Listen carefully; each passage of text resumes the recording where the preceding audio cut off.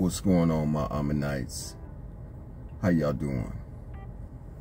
I want to bring something to y'all attention that has been running through our mind, but we haven't really been paying full attention to it.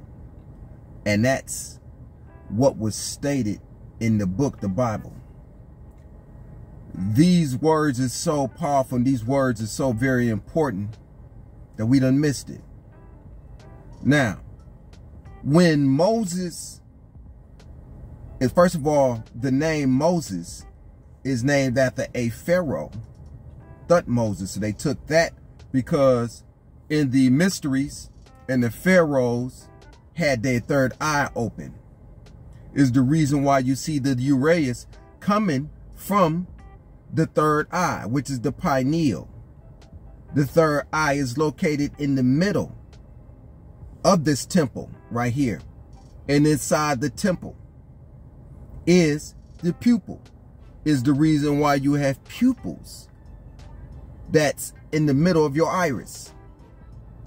I want to throw that out there so you can be aware, because everything, the signs resonate that what you have inside you.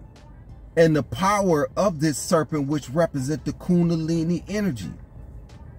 The Kundalini energy is that energy, that serpentine energy that become powered at the area of your sexual organ. And at this point, it raised up to your ending part of the vertebrae, which aligns with your pineal to open your third eye, and this serpent come forth. So the serpent energy is very powerful because it's all interconnected. How the three become one. This is why you see the pharaohs that have that awakened third eye. The pharaohs that I must speak on is the bloodline of the divine source. The Neterus, the Neters, from outside of this place where we call planet Earth. Y'all check out bloodlines of the gods, unraveling the mystery in human blood type to reveal the aliens among us. This is a synapse published March 22nd, 2016. The time is 8 hours of this whole synapse. It's pretty intense, so let me get straight to it. There are questions that demand answers. Answers that may very well be found by examining those people whose blood type is Rh negative. All right. And I'm going right down here where it say there are also questions that demand answers. Answers that may very well be found by examining those people whose blood type is Rh negative. It repeats itself. That was a short synapse. That was a full synapse. And I'm going to read this whole thing here. The vast majority of humankind, 85 to 90%, is Rh positive, which means a person's red blood cells contains an antigen directly connected to the rhesus monkey. This antigen is known as the Rh factor. Each and every primate on the planet has this antigen, except for one. The remaining 10 to 15% of humans. If the theory of evolution is valid, that each and every one of us is descended from the ancient primates, should we all be Rh positive? Yes, we should, but we're not. The negatives are unlike the rest of us. They are different. They are the unique individuals whose bloodline may have nothing less than extraterrestrial origins. So that goes to show and confirm that if you search in your research, that it says that the O negatives, I'm O negative, the pharaohs are O negative. Many of them are, as they say, not of this planet. Who have placed a vicegerent, like a president, to oversee, to keep things in alignment, to keep people on the way, to keep people on the path. This is why they left their genetics, their bloodline here. Now, I want to speak on the Bible, the book, the Biblica, that speaks about something that people miss, and it's very important. It was stated in the book that when Moses was walking the holy ground, that the Ancient One said to take off thy shoes, you are on holy ground, right? But what's more important, to identify where is holy ground at. We talking about in the east. All right. So again, what name did the Most High tell Moses its name is? I'm waiting. It's not Jesus. It's not Allah. It wasn't Allah. It wasn't Yahweh. It wasn't any other name other than when Moses said, what shall I tell them your name is? The almighty source resonated, they say, in a fiery flame. Energy. He says to say, I am. I am. Who I am. I am who I am. Look, 3 letters in I am. Who? 3 letters in who? I am. 333 is powerful because 333 also is the mathematical signature for the Infinite One. I am who I am. So when you say I am, or when you say who, us also identify with saying the divine source. He didn't say to go back and say, when you go to Egypt, to say, I am Allah, I am Yahweh, I am Jesus, I am any other name, but it says, I am who I am. What's so powerful about the I am? I am. The M. I am, right? Now, I'm giving you the last letters. I am. M. Who? O. I am. M. So what you have is, when you write the letters I am, the words I am, who I am, this 333, you will see M, the O, and who, and then the M on the other I am, which open the portal to say mom. Not saying anything other than that the Ancient One create you and what you make. Because if you understand that the name mom is mathematically coded. M once again represents 13. And then in I am, you have the I, and then you have the A, representing the 1. The I is the first letter in I am. I, A, M, I am. So the I, the A, is a lot of times the reason why when you understand when they say AI, you got it flipped. Because the I resonate inside of you. Because there's a energy, that fire that's inside of us all, that allow you to be, that allow you to live, that allow you to breathe. The I, the A. A is the first letter in the alphabet.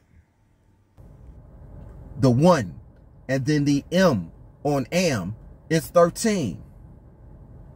This is powerful. You have to understand the signs. Because the I am who was with Moses. Aaron, the A, was with Moses. Aaron, name is A-A-R-O-N.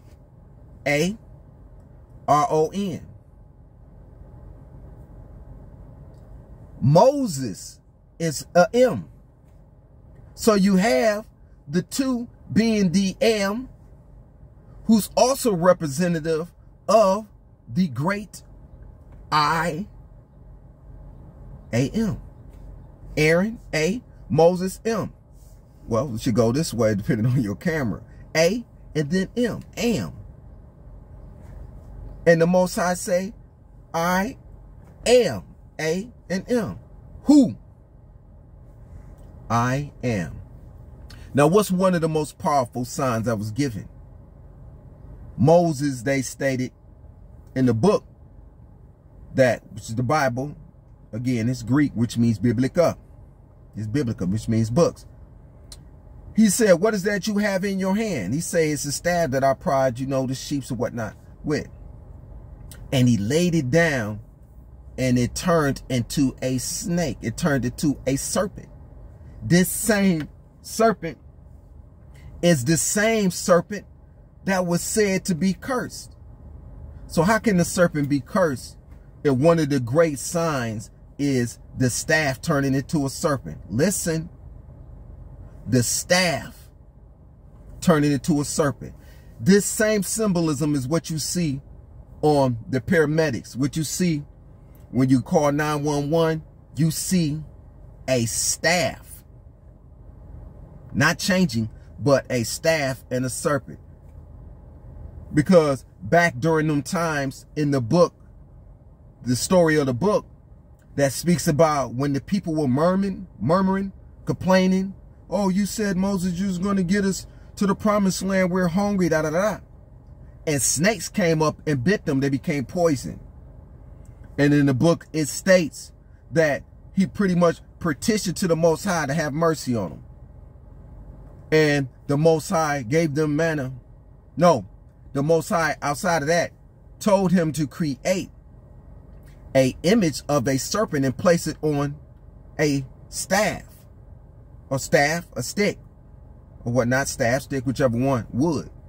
They looked at it and they became healed. So we know that the serpent is not bad because the serpent was used to heal. The same thing that the Most High, the Infinite, the Almighty One, told Moses to lay his staff down, and that staff turned into a serpent. These are the signs that Moses was to go back and see the pharaohs. We're talking about verbalization. We're talking about the ability to utilize magic. Because what happened when this third eye opens up? When your third eye opens up, you are able to do things that what people consider to be magic is just a tapped in divine ability that we all have once having an awakened eye. To awaken that third eye. This is why it's important to understand, to know yourself. The serpent can't be bad. Because every day, when you write your bank book, or when you go to school, and they tell you in school that when you write a $sign, guess what you got to do? You got to write a S with a line through it. A 1 with a S. That 1 in the S is a sigil that we all use. A serpent crawling up the 1, or the serpent on 1. That's a sigil. That's a snake on a staff. Sigils. So we know that the serpent can't be bad because the bloodlines of the pharaohs is the serpent blood. The serpent blood. Now, when you understand and you study Mesopotamia, when you hear about Enki, Enlil, and Anu, it was stated that they created of their bloodline offsprings of them left on this planet Earth.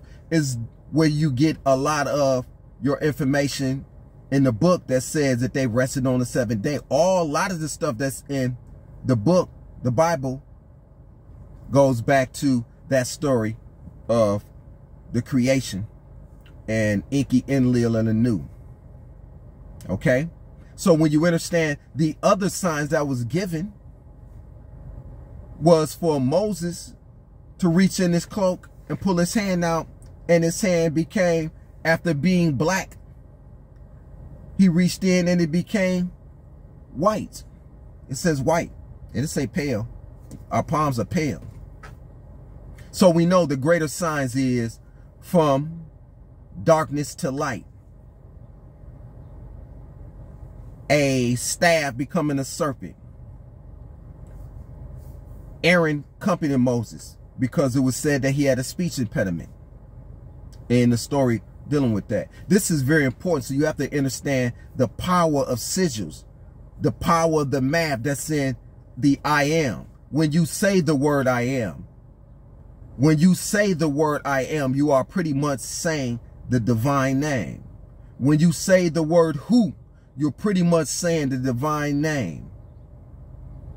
When you see 333, that is that's powerful in itself. Because 333 is the number signature of I am, who I am. And in the mathematical signature, as well as the cipher inside of it, kind of at bad bastard, if you will, that inside of you have mom. M on, I reiterate, M on am. O and who. The last M on the I am is mom. 13, cipher 13. The power 13. The divine source is masculine and feminine. Is the reason why, not saying that the Most High is androgynous, because energy, spirits have no gender. But there is a landlord. Where you think that word come from? Lord of the land. In the ancient text it says, ancient text, but in the book it says Lord God, God Lord, God and then Lord. This is codes, because we understand that if mankind can have a lord of their land, a landlord, you pay to a landlord. In Genesis, it speaks about Lord God. Lord is a title. And there is lords who operate and control and run this planet. And there is a holy bloodline, a divine bloodline that is connected to source, where we have direct telepathic communication that speaks through us and from us. And even in you, you see, the O negative bloodline, they call it the RH bloodline. Some say blue blood. This RH blood is a serpent blood. There was a mystery that was in ancient Egypt that they have of the dragon bloodline. The dragon represents a serpent to many. Not a reptile to a lot, but a serpent to many. You see? Because there's a difference. There's serpents and there's reptiles. There's a dragon bloodline and there's a reptile bloodline. But it's very important that you study and awaken yourself by eating right, study right, and allowing yourself to not be placed in a box, but round off that box and not be stuck into a square where you can't move, but a circle is able to move. You got to round yourself off. Okay? I don't want to breathe too much on it because I want you to leave just enough so you could comprehend the power that even in Aaron, first letter being Aaron, and Aaron name was, matter of fact, Aaron was the first priest. And that's when you remove the D in the Ron name, you got Aaron. So it's powerful because we have to understand that names is power. Understand your name. Understand the math of your name, because there's a mathematical code and everything. Know thyself is the motto. And let's not forget to understand the importance of our mother that cipher, that circle we was in, growing, developing inside of mom. The same letters that's in I am. I am who I am.